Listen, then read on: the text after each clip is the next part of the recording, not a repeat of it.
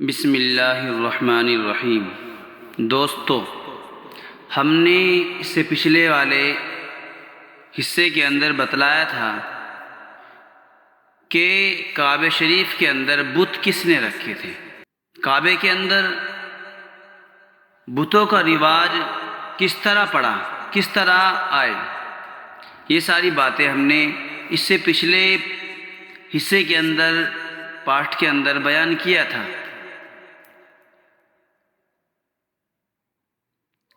اس حصے کے اندر ہم بتلائیں گے کہ جو بت رکھے گئے تھے وہ کس شکل کے تھے، ان کی شکلیں کس چیز کی تھی۔ تو بات شروع کرتے ہیں۔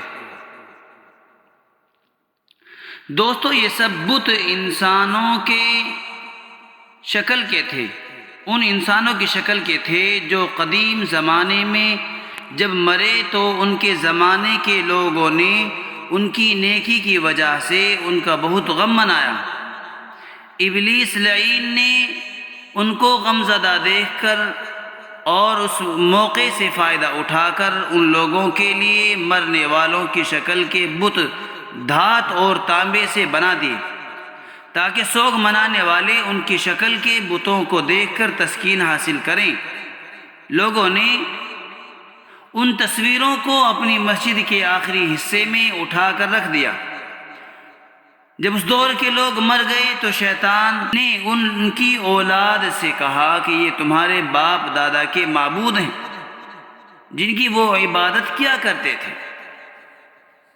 اس کے بعد طوفان نوح علیہ السلام نے ان بتوں کو سمندر کے ساحل میں دفن کر دیا، مگر شیطان نے ان کو پھر باہر نکال لیا۔ بعض مورخین کہتے ہیں کہ حضرت آدم علیہ السلام کے 5 بیٹے تھے جو بہت نیک و صالح تھے۔ ان کے نام ود، سواع، یغوث، یعوق اور نصر تھے۔ جب ود کا انتقال ہو گیا تو لوگوں کو اس کا شدید صدمہ اور رنج ہوا اور وہ سب اس کی قبر کے گرد جا کر بیٹھ گئے، کسی وقت قبر سے علیحدہ نہیں ہوتے تھے۔ یہ واقعہ شہر بابل کے علاقے کا ہے۔ جب ابلیس نے لوگوں کی یہ حالت دیکھی تو وہ ان کے پاس ایک انسان کی شکل میں آیا اور ان سے کہا کہ اگر تم چاہو تو میں تمہارے لیے اس کی شکل کی ایک تصویر گھڑ دوں تاکہ جب تم اسے دیکھو تو اس کی یاد تازہ ہو جایا کرے۔ لوگوں نے کہا ہاں بنا دو۔ شیطان نے مرنے والے کی صورت کا بت بنا دیا۔ اس کے بعد ان 5 میں سے جب بھی کوئی مرتا تو ابلیس اس کی شکل کا بت بنا دیتا۔ لوگوں نے ان بتوں کے وہی نام رکھے جو ان آدمیوں کے تھے۔ پھر زمانہ گزرتا گیا، باپ دادا مر گئے، بیٹے مر گئے، پھر بیٹوں کے بیٹے بھی گزر گئے۔ اب شیطان نے بعد والوں سے کہا کہ تمہارے سے پہلے لوگ ان تصویروں کو پوجا کرتے تھے، اس لیے تم بھی ان کو پوجو۔ اس کے بعد اللہ تعالیٰ نے ان لوگوں کی ہدایت کے لیے حضرت نوح علیہ السلام کو بھیجا۔ نوح علیہ السلام نے لوگوں کو ان بتوں کی پرستش سے روکا مگر انہوں نے نہیں مانا۔ حضرت آدم اور حضرت نوح کے درمیان 10 قرن کا فاصلہ ہے، اس میں سب لوگ شریعت حقہ پر عمل کرتے رہے۔ سب سے پہلے بتوں کی پوجا نوح علیہ السلام کی قوم میں ہوئی۔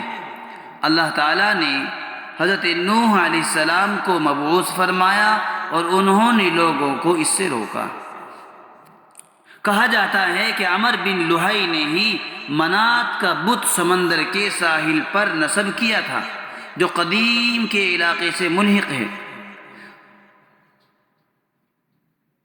قبیلہ ازد کے لوگ وہاں یعنی منات کے پاس حج کے لیے جایا کرتے تھے اور اس کی بہت عظمت کرتے تھے۔ اسی طرح اوس و خزرج اور قبیلہ غسان کے لوگ بھی اس بت کی بہت عظمت کرتے تھے۔ تو دوستو، یہ تمام حالات اس طرح رونما ہوئے۔ بت نصب کرنے کی وجوہات یہ ہوئی جس وجہ سے بت نصب کیے گئے۔ سمندر کے کنارے پر کیے گئے، بت پرستی کس طرح شروع ہوئی، کس نے کی، یہ ساری باتیں سامنے آئی، اور ان بتوں کے نام کیا تھے، ان کی شکل و صورت کس کی تھی، یہ ساری چیزیں بیان کی گئی ہیں۔ آپ لوگ کمنٹ کر کے بتلائیں کہ بت کس نے رکھے تھے کعبے کے اندر، اور بتوں کی شکلیں کس کی شکلیں تھیں، اور بتوں کے نام کیا کیا تھے، یہ سب آپ کمنٹ کے اندر بتلائیں۔ فقط والسلام۔